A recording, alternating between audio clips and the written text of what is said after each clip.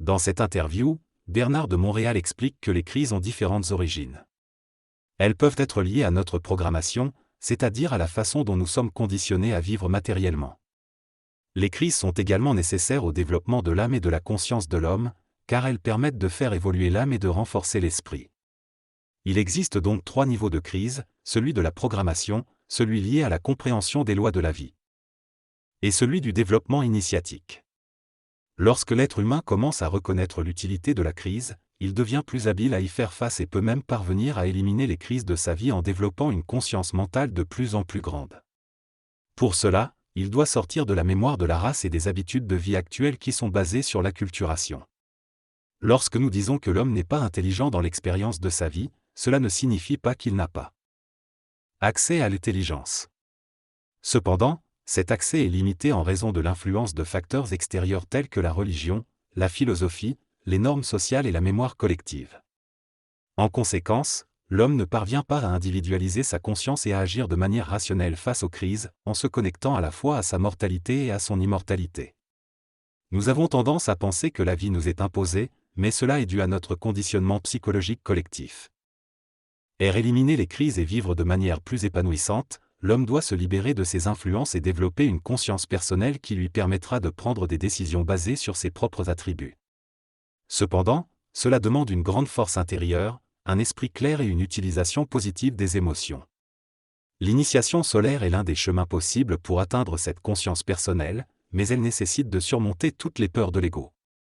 La peur ne provoque pas la crise en elle-même, mais elle fait partie du conditionnement de l'ego et du contrôle astral sur notre conscience. Une fois conscient de cela, l'homme peut travailler à se libérer de la peur et agir de manière plus éclairée dans les moments de crise. L'histoire raconte qu'un gars entre dans l'appartement du narrateur à plusieurs reprises, et à un moment donné, le narrateur envisage de lui tirer dans une fesse pour le faire partir. Cependant, il réalise que s'il fait cela, il pourrait perdre son visa d'étudiant. Cette crainte l'empêche donc d'agir ainsi. Il explique que plus nous évoluons sur le plan mental et universel de la conscience, plus nous pouvons vivre sans crainte et accéder à des niveaux de compréhension plus profonds. Il mentionne que l'homme a été conditionné par la peur pendant longtemps, mais maintenant qu'il a accès à la connaissance et à la communication télépathique, cela suscite une grande curiosité. Cependant, il souligne que vivre dans une conscience universelle est une responsabilité lourde, car cela implique de vivre sans crainte. Sans cela, l'homme ne peut pas supporter une telle conscience. Le narrateur poursuit en expliquant que l'ultime crainte pour un être conscient serait l'incertitude. Vivre dans l'incertitude serait la plus grande crainte pour une personne consciente. Il souligne également que cela dépend du niveau vibratoire de la conscience mentale de chaque individu. Le narrateur explique qu'il existe différents registres de conscience et que le passage d'un plan à l'autre implique un renversement total des notions de vie. Recevoir des informations du plan astral, plan de la mort, et du plan mental, plan de l'immortalité, sont totalement opposés. Cela demande un ajustement constant et un travail pour gérer cette énergie dans notre cerveau matériel. En conclusion, il explique que la conscience universelle est une réalité complexe et que l'homme doit travailler sur lui-même pour accéder à un niveau plus élevé de conscience, en surmontant la peur et en embrassant l'incertitude. Ce processus de transition entre les plans astral, mental et matériel demande de l'ajustement et permet de mieux comprendre la vie. L'homme possède un corps éthérique qui doit rester activé électriquement pour rester indemne après la mort sur le plan matériel. Cela crée une grande souffrance chez les initiés qui ont un rôle universel occulte et un rôle individuel à vivre. Ils doivent constamment unifier leur énergie, ce qui génère du stress dans leur conscience. Les initiés vivent des fractions de conscience très rapprochées qui équivalent à une conscience constante. Ils meurent et naissent constamment, mais cela se produit si rapidement qu'ils ont l'impression de vivre en continu. Il existe un parallèle entre cet état de conscience et les cellules du corps qui naissent et meurent. La crise est un trop grand écart entre les moments de conscience et les moments d'inconscience. Si on était capable de traiter avec les crises de manière adéquate, on n'aurait pas de conscience de crise et on serait en dehors de la programmation planétaire. La crainte est un facteur astral qui crée un délai. Elle est toujours liée à la mémoire et à l'accumulation des expériences humaines antérieures. La crainte est une dégénération et, vue du plan astral, elle est une action, tandis que vue du plan humain, elle devient de l'inertie. Il est important de regarder la vie à partir du plan astral plutôt que du plan humain. En Tant qu'être incarné, nous ressentons la pression existentielle et matérielle de notre vie. Cependant, nous ne sommes pas conscients des plans psychiques comme étant des réalités en soi, car notre ego a pris le dessus dans notre conscience et créé des effets miroirs qui nous empêchent de prendre conscience de notre réalité astrale et mentale. Cela nous oblige à vivre constamment dans des paramètres existentiels qui perturbent notre vie, de manière mentale jusqu'au plan matériel. Trouver des niveaux d'échange et parler avec des gens peut électrifier le mental, mais passer à l'action est une autre chose. La prise de décision nécessite une connexion entre notre source et notre ego, et lorsque cette connexion est perturbée, une crise peut survenir. La décision est prise lorsque l'énergie des plans supérieurs descend et se manifeste sur les plans inférieurs. Cependant, des facteurs tels que la conscience astrale peuvent empêcher cette électrification et nous empêcher de prendre des décisions pour éliminer les crises. Être intelligent ne signifie pas traiter avec les plans invisibles, mais plutôt ouvrir nos centres pour éliminer les craintes afin que l'énergie puisse descendre et que nous puissions prendre des décisions intelligentes qui rendent notre vie plus agréable, créative et expansive. La responsabilité psychologique et morale de nos pensées fait partie de l'aliénation de notre conscience, et l'humanité découvrira que cela est lié à l'évolution de notre conscience. L'enseignement de BDM, les religions ont une fonction collective pour les consciences non individualisées. Elles restent présentes tant que les consciences ne sont pas individualisées. Une fois qu'une conscience est individualisée, la religion n'a plus sa place. La pensée est considérée comme une forme de communication interplanaire, reliant différents plans de conscience. Les pensées astralisées sont embrumées et statiques, faisant partie de l'astralité et de la mémoire inconsciente. Pour passer à un registre de pensée plus mentale, l'homme doit vivre une initiation solaire qui lui permettra d'accéder à un droit commun, une faculté cosmique qui va au-delà du karma de la race et lui permet de traiter avec les affaires planétaires ou d'autres mondes de manière morontielle. Sur chaque plan de conscience, il y a une inversion de la réalité proportionnelle au karma de ce plan. Seul le niveau cosmique permet de percevoir la réalité de manière claire et de travailler en harmonie avec la lumière.